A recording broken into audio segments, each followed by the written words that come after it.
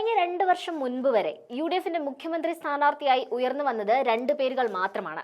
ഒന്ന് പ്രതിപക്ഷ നേതാവ് വി.ഡി. സതീശൻ, രണ്ടാമൻ മുൻ പ്രതിപക്ഷ നേതാവ് രമേശ് ചെന്നിത്തല. എന്നാൽ തെരഞ്ഞെടുപ്പിന് ഇനി വെറും 5 മാസം ബാക്കി നിൽക്കുമ്പോൾ മൂന്നാമനായി അവതരിക്കുകയാണ് കെ.സി. വേണുഗോപാൽ.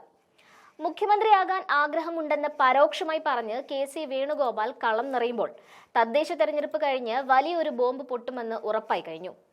മുഖ്യമന്ത്രി സ്ഥാനത്തേക്ക് ഇത് ആദ്യമായിട്ടാണ് 3 വലിയ പേരുകൾ കോൺഗ്രസിന് മുന്നിലെത്തുന്നത്. നേരത്തെ പല കാലഘട്ടത്തിലും അധികാരത്തിലെത്തിയെങ്കിലും അന്നൊക്കെ ഒറ്റ പേരിലേക്ക് ചർച്ചകൾ ഒതുങ്ങിയിരുന്നു.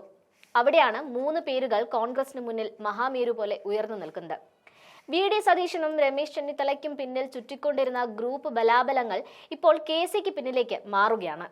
ചങ്കായി ഒപ്പം നിർത്തിയ ഷാഫി, രാഹുൽ വിഭാഗങ്ങൾ കൈവിട്ടതോടെ സതീശൻ പൂർണ്ണമായും ഒറ്റപ്പെട്ടു എന്ന് കാണാം.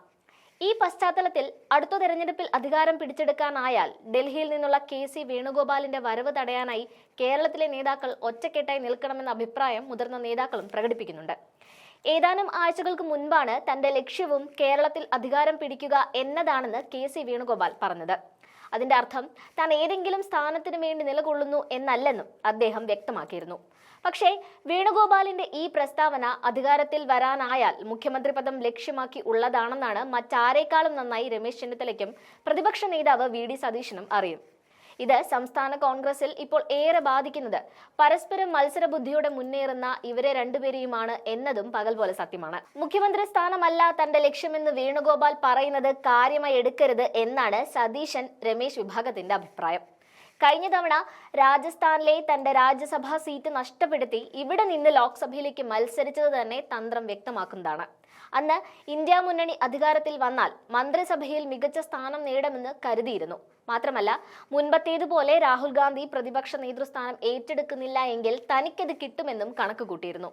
അതുകൊണ്ട് ഇവിടെയും കെ.സിയുടെ പ്രസ്താവനയെ നിഷ്കളങ്കമായി കാണരുതെന്നാണ് മുന്നറിയിപ്പ് നൽകുന്നത്.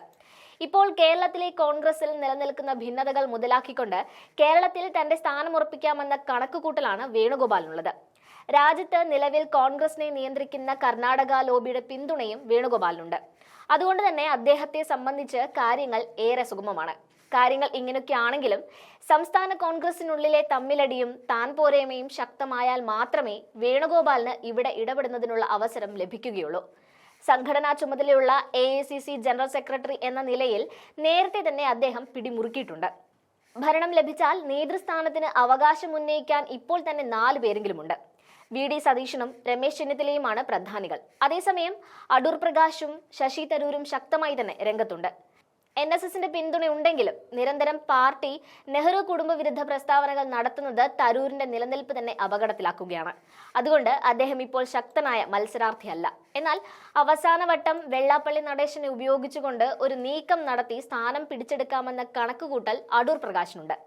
ഇത്തരത്തിൽ നേതാക്കൾ വിവിധ കോണുകളിൽ നിൽക്കുന്നതിന്റെ ആനുകൂല്യം മുതലാക്കുന്നതിനായാണ് വേണുഗോപാൽ ശ്രമിക്കുന്നത് എന്നാണ് പാർട്ടിയിലെ പൊതുവിലയിരുത്തലെന്നും കാണാൻ സാധിക്കും.